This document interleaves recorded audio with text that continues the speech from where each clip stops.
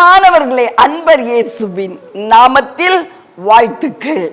இன்றும் ஒரு அழகான வித்தியாசமான ஒரு காரியத்தை நம் அருள்நாதர் நம்மோடு கூட பேச போகிறார். 1 ராஜாக்கள் 13ஆம் அதிகாரம் 18வது வசனம். அதற்கு அவன், உம்மை போல நானும் தீர்க்கதரிசிதான். அவன் அப்பம் புசித்து தண்ணீர் குடிக்க நீ அவனை திருப்பி உன் வீட்டுக்கு அழைத்து கொண்டு வா என்று ஒரு தூதன் கர்த்தருடைய வார்த்தையாக என்னோட சொன்னான் என்று அவனிடத்தில் பொய் சொன்னான். பாத்தீங்களா இங்க என்ன நடக்குது? பிரியமானவர்களே, ராஜாவாகிய யெரொபெயாமுடைய காலத்துல தேவனாகிய கர்த்தர் யூதாவில் இருந்து பெத்தேலுக்கு, பெத்தேல் எங்க இருக்கு? இஸ்ரவேல் தேசத்துல. யூதாவில் இருந்து பெத்தேலுக்கு ஒரு தீர்க்கதரிசியை அனுப்புகிறார். அவன் மெய்யான தீர்க்கதரிசி. அந்த தீர்க்கதரிசியினிடத்துல தேவன் சொல்றாரு, நான் இன்னென்ன காரியங்களை செய்ய போகிறேன் என்று குறிப்பிட்ட ஒரு செய்தியை கொடுத்து அனுப்புறாரு.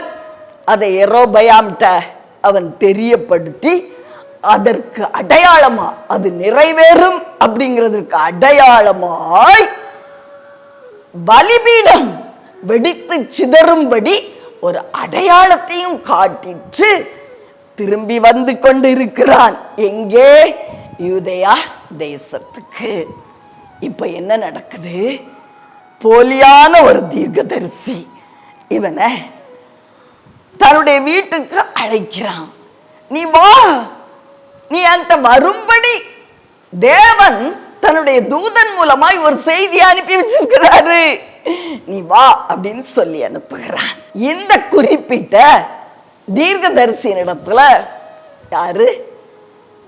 யூதாவிலிருந்து பெத்தேலுக்கு போன தீர்க்கதரிசியின் இடத்துல தேவனாகிய கர்த்தர் சொன்னார், நீ போயிட்டு திரும்ப வர்ற வரைக்கும் எங்கேயும் நிக்க கூடாது, தங்க கூடாது, சாப்பிடக்கூடாது, தண்ணீர் குடிக்க கூடாது. பிரியமானவர்களே, தேவன் சொன்னதை தானே இவர் கேட்கணும். ஆனா இவர் யார் சொன்னதை கேட்டாரு? போலியாய் ஒரு தீர்க்கதரிசி எழும்பி சொன்னாரு, தேவன் சொன்னாரு இன்னைக்கு நீ ஏன் வீட்டுக்கு வந்து சாப்பிடணும் அப்படின்னு அவருடைய தூதனை அனுப்பி சொல்லிட்டாரு அப்படின்னு பொய் சொன்னான். பிரியமானவர்களே, பெத்தேலில் இருக்கிற இந்த வயது முதிர்ந்த அந்த போலி தீர்க்கதரிசியினுடைய வார்த்தைய யார் நம்பிட்டா? தேவனுடைய மெய்யான தீர்க்கதரிசி நம்பிட்டாரு. நம்பி அவர் வீட்டுல போய் புசித்து குடித்தார். நடந்தது என்ன? சிங்கம் அவரை சாப்பிட்டுருச்சான். பிரியமானவர்களே, வழியிலே அவர் திரும்பி யூதேயாவுக்கு செல்லும் போது சிங்கம் அவரை சாப்பிட்டுருச்சான். பாத்தீங்களா? தேவனாகிய கர்த்தர் நம்ம கிட்ட ஒரு காரியம் சொன்னார்னா தீர்க்கதரிசி மூலம் வெளிப்படுத்தினால், சொப்பனத்தில் வெளிப்படுத்தினால், வார்த்தையின் மூலம் இடைப்பட்டு பேசினால் அதுல உறுதியா இருக்கணும். இடையில நிறைய சோதனைகள் வரும். சிலர் மாற்றி மாற்றி உங்ககிட்ட அதை சொல்லி கொடுக்க கூடும். பிரியமானவர்களே, ஒரு காரியத்தை நாம் அறிந்திருக்க வேண்டும். தேவன் நம்மை குறித்து நம்ம கிட்ட தான் முதலாவது சொல்லுவார். அதற்கு ஒத்த காரியத்தை யாராவது சொன்னா நீங்க நம்பலாம். அதற்கு எதிர்மறையாய் இன்னொரு காரியத்தை யார் சொன்னாலும் அதை நம்ப கூடாது. ஆதலால் இந்த தீர்க்கதரிசிக்கு என்ன நடந்துச்சு?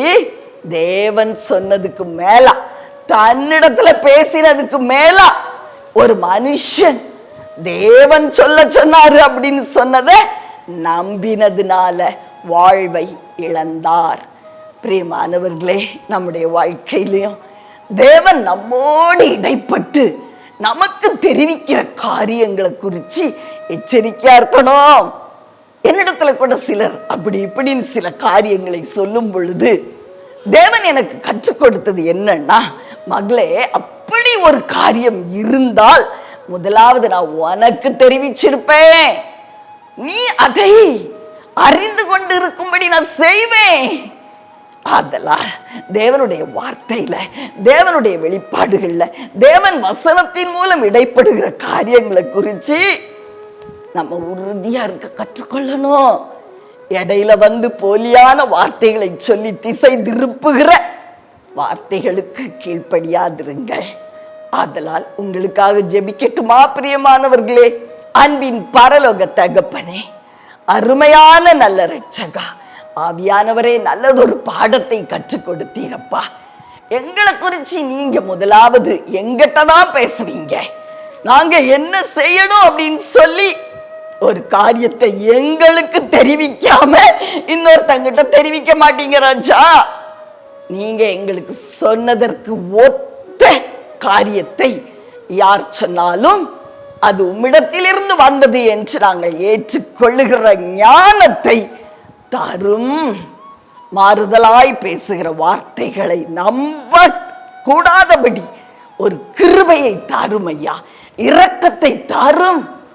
இயேசுவின் நாமத்தில் எங்களை தாழ்த்தி உம்முடைய கரத்தில் தருகிறோம் நல்ல பிதாவே, ஆமென்.